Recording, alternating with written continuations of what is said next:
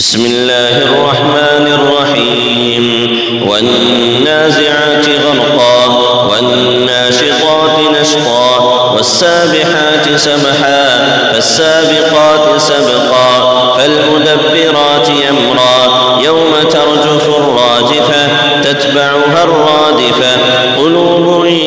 يومئذ واجفة أبصارها خاشعة يقولون أئنا لمردودون في الحافرة أئذا كنا عظاما نخرة قالوا تلك إذا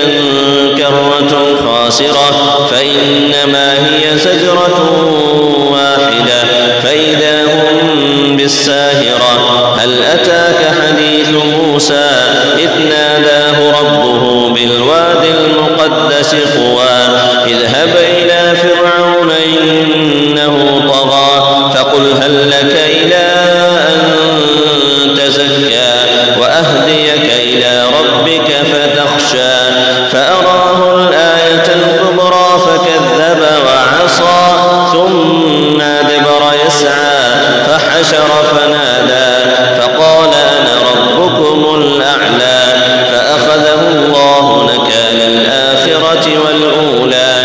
إن في ذلك لعبرة لمن يخشى أأنتم أشد خلقا أم السماء بناها رفع سمكها فسواها وأغطش ليلها وأخرج ضحاها والأرض بعد ذلك دحاها أخرج منها ماءها ومرعاها والجبال أرساها متاعا لكم ولأنعامكم فإذا جاءت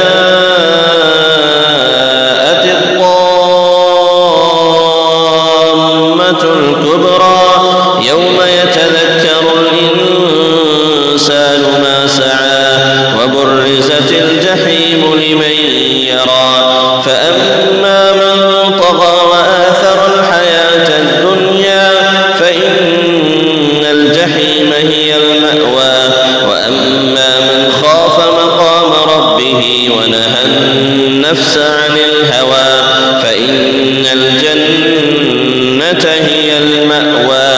يسألونك عن الساعة أيان مرساها فيما أنت من